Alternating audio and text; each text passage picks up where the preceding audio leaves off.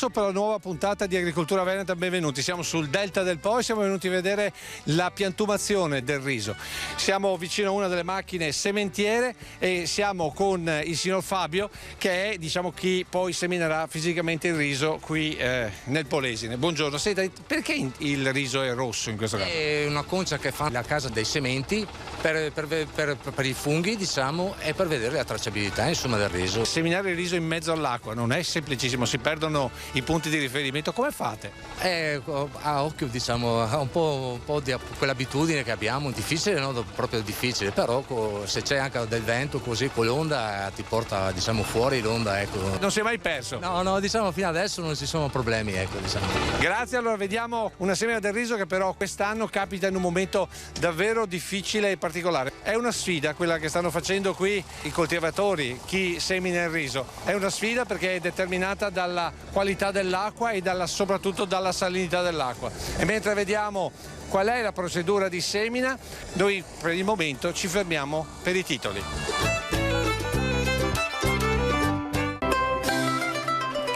Raccoglie la sfida e nonostante la siccità semina il riso, un segnale positivo in un momento dove il caro macchine e fertilizzanti spinge molti verso la soia o il girasole, mai più totalmente dipendenti dall'estero, il monito dal Senato che approva la legge sul minimo deflusso vitale.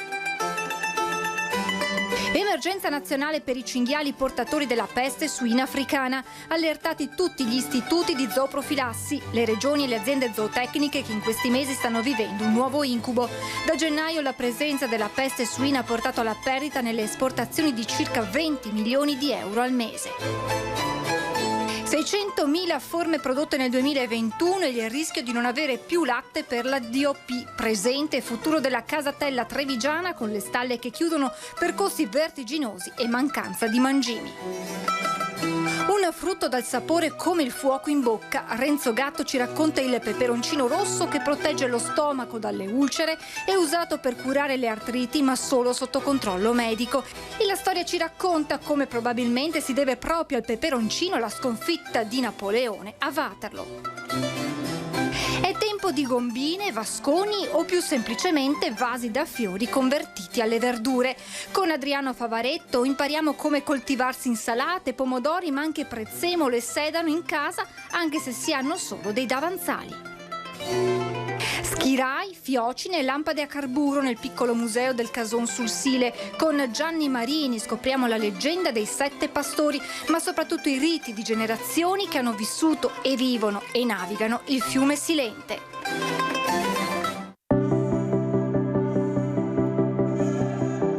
E quando si parla di riso in Polesine non si può parlare che con Giorgio Uccellatore. L'ultima volta che siamo visti stavamo controllando la salinità dell'acqua. In questi giorni com'è cambiata? Perché la vostra è veramente una sfida.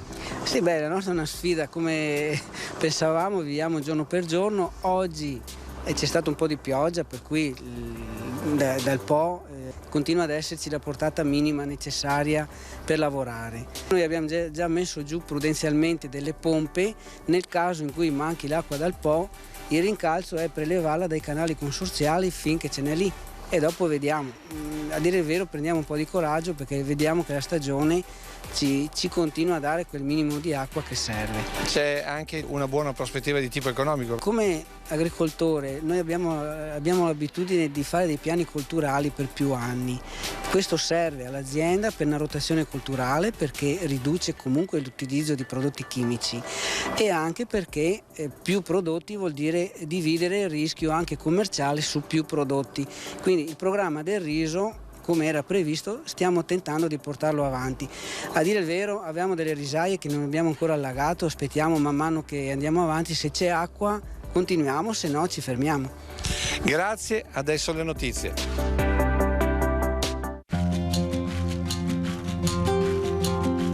Diventa emergenza nazionale l'individuazione a Roma dei cinghiali portatori della peste suina africana. Dalla settimana scorsa sono allertati tutti gli istituti di zooprofilassi, le regioni e naturalmente le aziende zootecniche che in questi mesi stanno vivendo un nuovo incubo.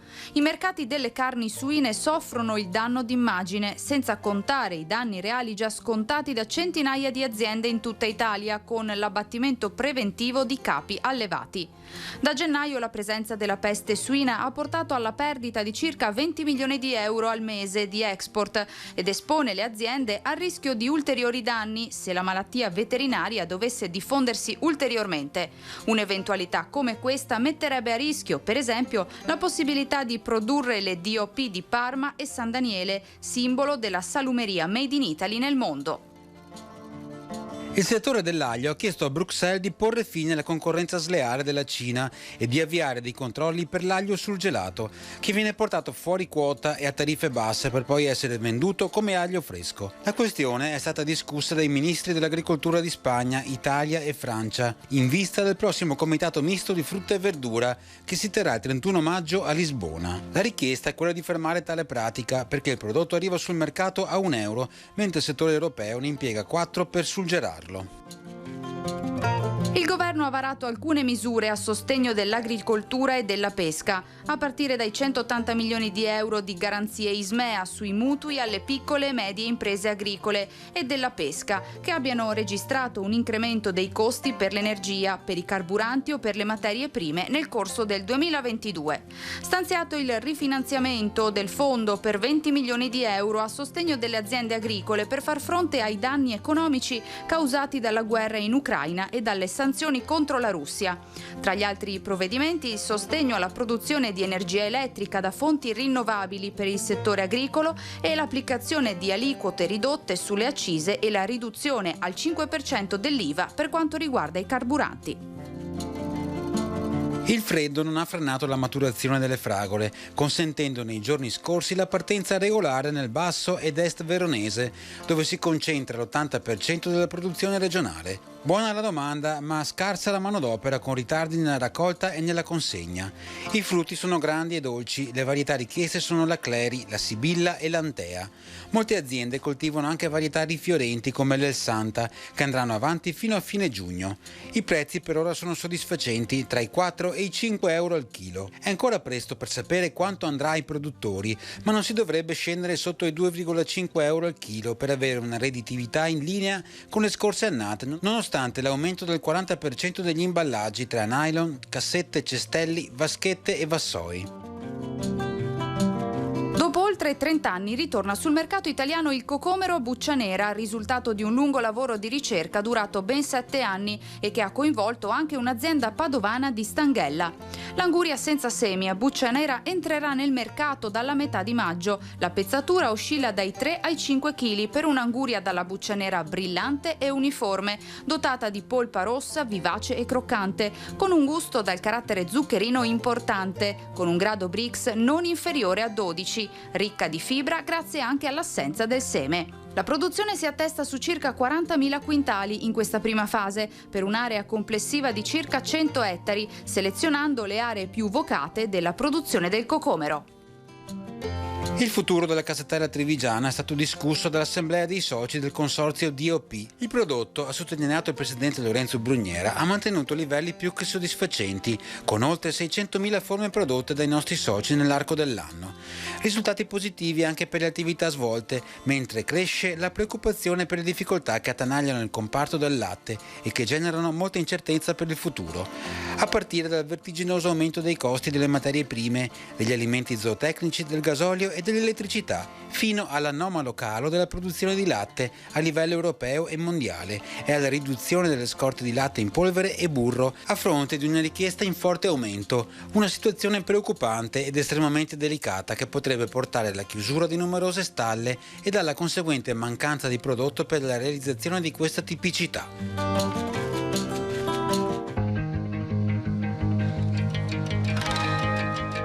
E tra chi è venuto qui a vedere l'operazione di semina nel Polesine c'è anche il Presidente della Commissione del Senato dell'Agricoltura, il Senatore Giampaolo Vallardi. L'abbiamo vista alla guida di quel trattore lì. Da agricoltore più che da senatore, è la prima volta che guido sull'acqua. Sapevo che era agricoltura eroica, però complimenti a chi fa questo lavoro. Serve essere qui per capire i veri problemi dell'agricoltura in un momento in cui sempre più in maniera concreta capiamo quanto è indispensabile l'agricoltura per questo paese, perché c'è più attenzione anche dal punto di vista politico all'agricoltura. stiamo facendo diversi provvedimenti e poi speriamo di riuscire a spendere bene i soldi del PNRR, dove diversi finanziamenti a favore del mondo agricolo. Piccolo senatore, lei però è qui perché qui c'è una sfida in corso. Il cuneo salino mette in forse la produzione del riso. Cosa fare per tutelare questo territorio, ma soprattutto l'acqua? È passato un emendamento proprio sul deflusso minimo vitale, dove l'Europa metteva in discussione la possibilità di poter attingere acqua dai fiumi visti i cambiamenti climatici. Siamo riusciti per fortuna a congelare questo provvedimento della Comunità Europea per altri 2 anni, devo dire all'unanimità, quindi c'è sensibilità in questa direzione e dobbiamo ritornare a quella sovranità alimentare, quella autonomia produttiva che è nelle corde dei nostri agricoltori. Abbiamo grande possibilità di aumentare anche le produzioni in questo paese, serve più attenzione. Grazie senatore Vallardi, adesso noi ci fermiamo per un po' di pubblicità. Seconda parte parleremo anche di altre culture qui nel Polesine, proprio per dare una risposta alla mancanza dell'arrivo dei cereali dall'Ucraina.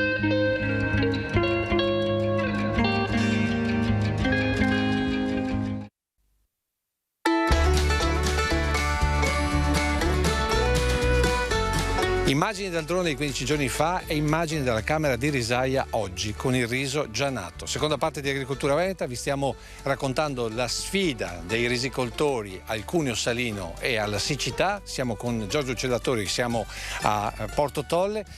Giorgio, avete già perso la sfida, qui non vedo più acqua, qui morirà tutto il riso. No, il riso qua non morirà, abbiamo seminato in asciutta, che non vuol dire che non andrà messa l'acqua, va messa successivamente. Seminato col terreno secco si fa un veloce allagamento e si tira via l'acqua in modo che rimane il terreno scoperto per ovviare ad alcuni problemi, fra i quali i danni che vengono fatti dagli uccelli nelle prime fasi di sviluppo della pianta, si riducono i rischi da danni da alghe e da insetti che mangiano la piantina appena nata. E allora perché di là abbiamo visto invece proprio il piantumazione nell'acqua e qui invece in asciutta? Non dovrebbe fare tutto qui in asciutta? Sì, in teoria sì, in pratica non tutti gli anni si riesce, perché deve essere lavorato molto fine, perché il riso va seminato a 1 centimetro di profondità. Se ci sono le zolle grosse bisogna andare in acqua. Lo vediamo fra una decina di giorni. Viene allagata anche questa risaia qua, tanto quanto le altre, e quindi da lì in poi il ciclo culturale è identico. Ecco, per quanto riguarda il consumo d'acqua, qui si risparmia oppure il consumo è identico? Può esserci un leggero risparmio, però non è tantissimo. Stando ad oggi, siete ottimisti? Fino ad oggi sì.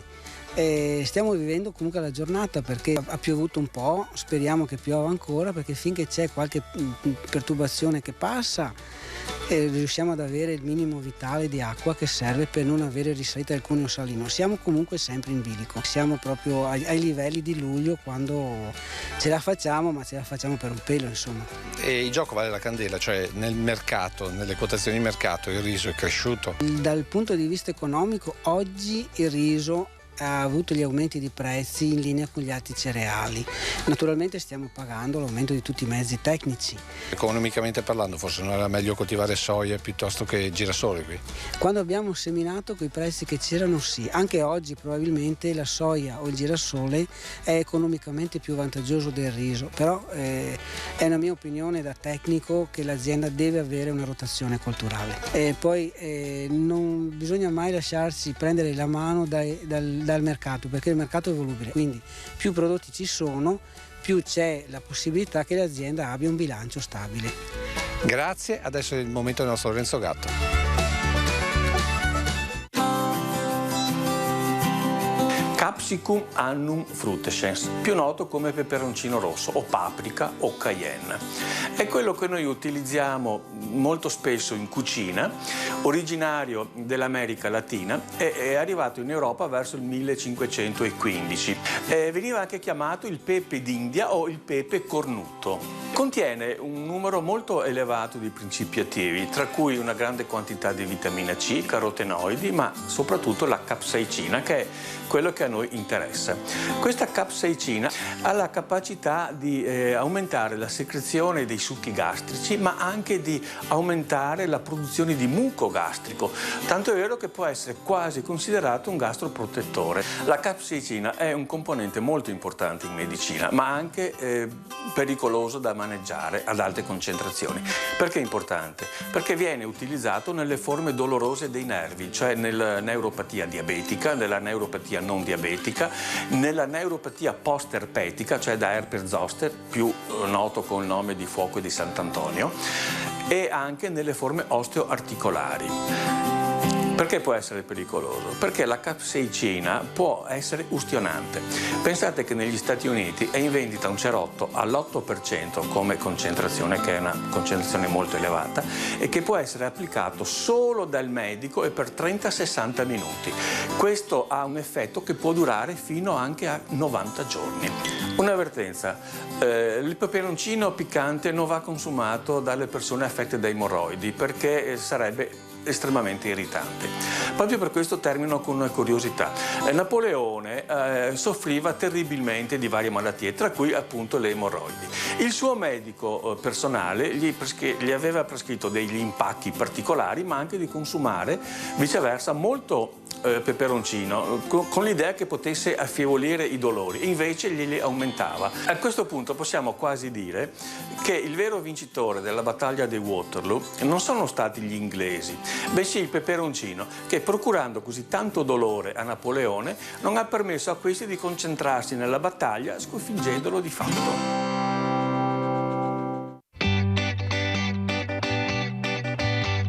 E qui siamo alla diversificazione. Quest'anno il mais è come niente piantarlo.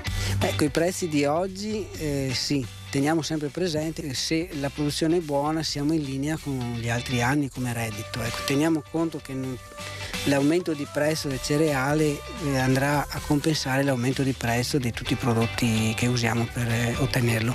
Insomma, per voi diventa un pareggio, però per i vostri fruitori, mi vengono in mente gli allevamenti, è un guaio. E voi dite il nostro aumento di prezzo fa male a tutta la filiera poi alla fine. Sì, in realtà sono tutti vasi comunicanti, cioè se una parte dell'agricoltura piange non è che gli altri ne guadagnano. Alla fine il sistema migliore è quando sta tutto in equilibrio. Come si può fare dal suo punto di vista per cercare insomma di dare una soluzione? Perché qui il guaio passa da un settore all'altro e non se ne viene fuori. Alla fine della filiera l'allevatore dovrebbe poter realizzare degli aumenti che riescano a compensare gli aumenti di costi che ha. Il secondo modo è riuscire a contenere i prezzi stabilizzando i mercati. Un esempio pratico così al volo: una volta c'erano i dazi all'ingresso dei prodotti e c'erano delle scorte di ammasso per cui venivano utilizzate anche per calmierare i prezzi. Grazie a Giorgio Uccellatori. Adesso il nostro Adriano Favaretto.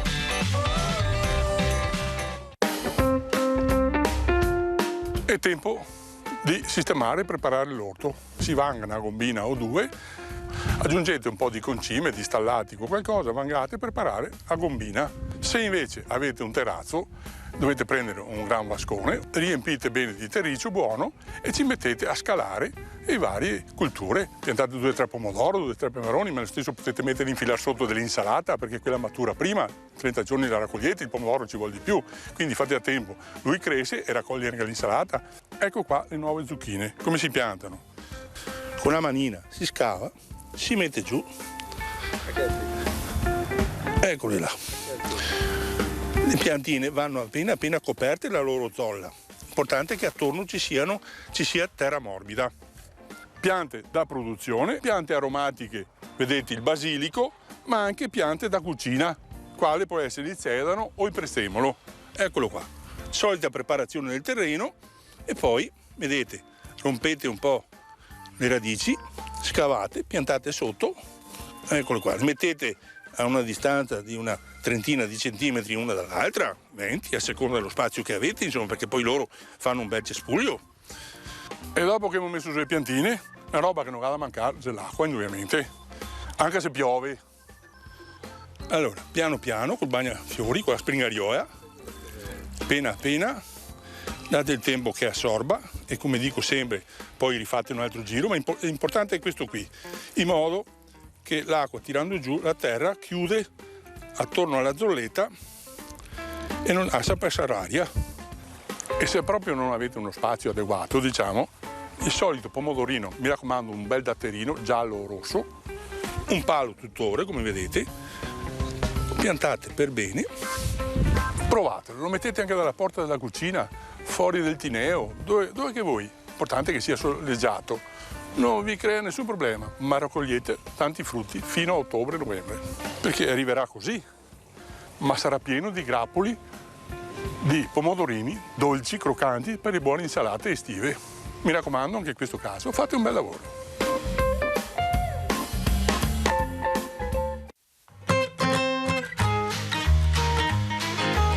Giorgio, raccontaci un po' di questo stemma che vediamo.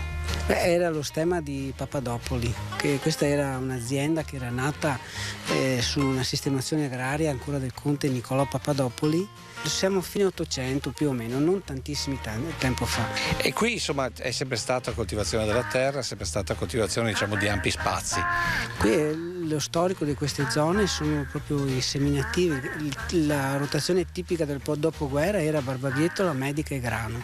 Questo quanto riuscirà a salvare il vostro bilancio se ad esempio il riso dovesse avere dei problemi per il cuneo salino? Se va male il riso, che nel caso specifico di quest'anno è un quarto, abbiamo per dire i 3/4 dell'azienda coltivata con altri raccolti, si presume che almeno 2/3 riescono ad arrivare a maturazione normale con prezzi soddisfacenti. E questa Polesine che cerca anche diciamo così un rilancio per certi versi, sappiamo che ci dovrebbe essere un nuovo maltificio con produzione di malto per tutto il nord-est. Per voi cosa significa avere un maltificio in zona? È una cultura in più che possiamo utilizzare, anche perché avere una filiera con orzo da malto, che magari con prezzi che sono stabili, aiuta a dividere ulteriormente il rischio su più colture possibili. Vediamo qui il grano che è sinonimo di abbondanza e di futuro. A proposito di futuro, siete sempre preoccupati per il tema della subsidenza, che vi portino via il gas da sotto e quindi vi facciano ancora sprofondare? Moltissimo, siamo moltissimo preoccupati. Se andiamo ad abbassarli ulteriormente probabilmente vuol dire che viene abbandonato il territorio e parliamo di 50.000 persone. Poi c'è il fatto che le estrazioni da pozzi profondi hanno un abbassamento del terreno che si abbassa dopo anni, però dal momento in cui si smette di trivellare continua ad abbassarsi finché non si assesta, per cui è molto difficile, cioè non c'è una causa-effetto immediata. Quello è la preoccupazione ulteriore, oltre che naturalmente andare giù vuol dire che il mio figlio dovrà cambiare luogo, dovrà fare dell'altro, insomma. E la voce della politica si è fatta sentire? Ma io al momento mi sembra che la politica non parli di estrazioni qui in zona. Teniamo comunque sempre presente che Polesine, abbassare il metano in Polesine vuol dire abbassare anche Venezia, per cui magari non può non interessare tanto al mondo quelle 50.000 persone che abitano qua. Io sono uno di quelli, magari Venezia può contare di più, quindi teniamo conto anche di quello, insomma. Grazie a Giorgio Cellatori, adesso noi siamo alle previsioni.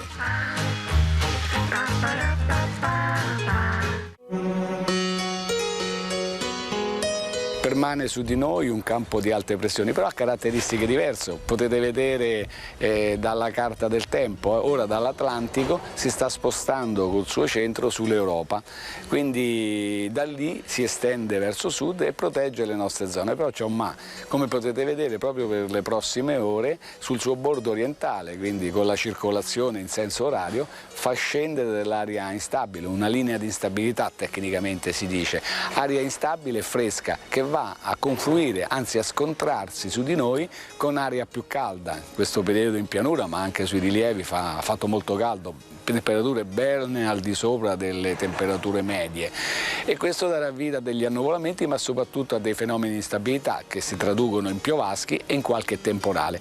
È una cosa veloce, si esaurisce già per sabato e poi continuerà con il bel tempo, quindi dopo l'instabilità di sabato fino al primo pomeriggio avremo un miglioramento, un cielo sereno. Il cielo sereno ci accompagnerà ancora per domenica, ma per gran parte della prossima settimana, quindi non sono previste piogge, almeno piogge piogge diffuse fino a fine settimana, poi probabilmente avremo un peggioramento, ma questo è tutto da confermare.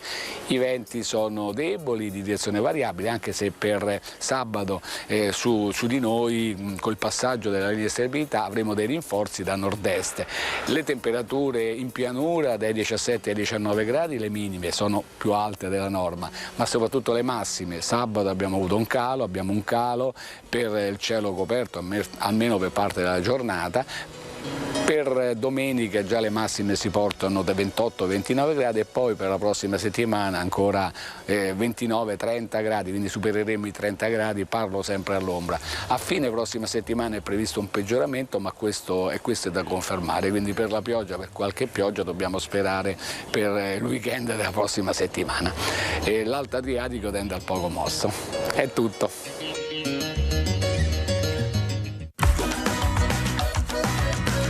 Siamo tornati in risaia col senatore Vallardi per le conclusioni. Allora abbiamo fatto un giro, abbiamo visto la semina, abbiamo visto il mais, abbiamo visto il grano, abbiamo visto però e abbiamo sentito tutti così i dubbi di questa agricoltura del Polesine.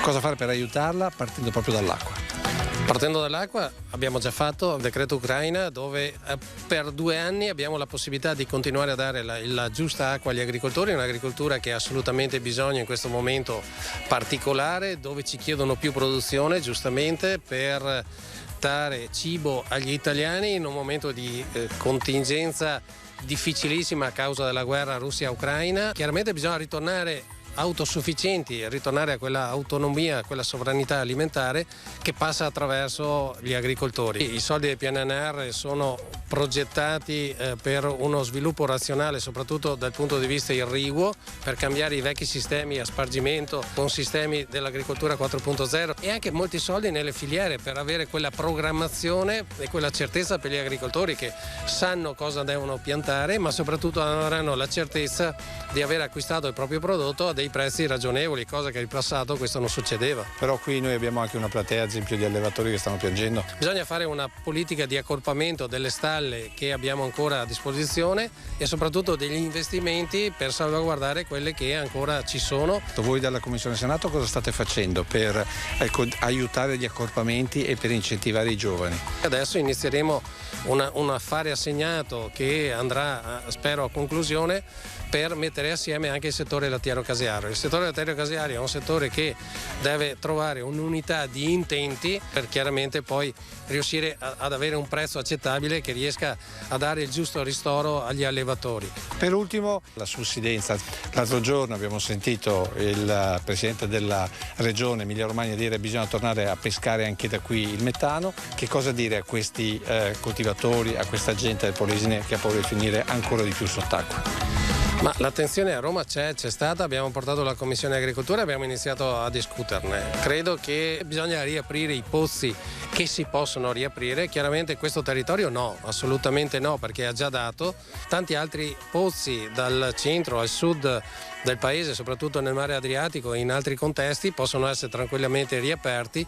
Erano stati chiusi perché ci costava meno importarlo da altre parti, però di metano in questo paese ne abbiamo parecchio sottoterra, è giusto che ne andiamo a sfruttarci. Grazie al senatore Vallardi, si chiude qui questa puntata di Agricoltura Veneta. L'ultima parola questa settimana la lasciamo a Gianni Marini per le nostre storie e le nostre radici e noi ci vediamo la prossima settimana.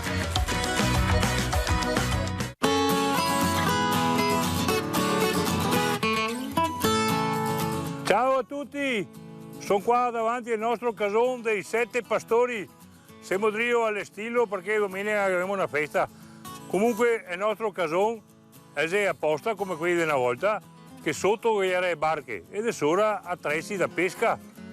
Qua sulla nostra zona andava a pescare quei pantane con le barche piatte e andava a pescare ragazzi dei masteae, dei bisate, dei lussi e da roba. E dopo mi ricordo che era un nostro qua davanti, un nostro amico, un certo Eni, che dopo portava su sta roba e che dava a mia mamma e faceva anche scambi, un tocco di formaggio, un tocco di salame. Questo era il scambio che era qua sul nostro, diciamo, Alto Sie. L'occasione di 7 pastori perché? Perché esempio un po' con una fantasia, un po' di mitologia, e diceva che una volta che era 7 pastori e i paroni che mangiava su questo occasione e che gli ha detto guarda che se in arrivo un'alluvione mettevi in salvo, andai via da qua. E ora non a badare perché i servi, figurati se si badava. E insomma, fatto sta che ce ne stai negati tutti e i servitori ce ne stai i paroni di sto casone. Poi manco a un attrezzo, sto qua è chiaro carburo. Cosa è che funziona? Col carburo, io sento di acqua ogni tanto, e sta lampada qua faceva un chiaro come quelli adesso che si vede per biciclette e serviva per andare a rane, a pesci. Sotto periodo qua, poi che era qua spongiario e andava a rane, adesso ragazzi non si può più, né una roba, neanche che altra. È per quello che abbiamo fatto questo museo qua, per vedere una volta come che era, adesso che si canne da pesca e basta, insomma non così altre robe. Ecco, questo è un attrezzo che mi sa il poro Italo De Marchi, un pescatore di quelli che vi parlavo prima, di quelli che al Sil che voleva bene.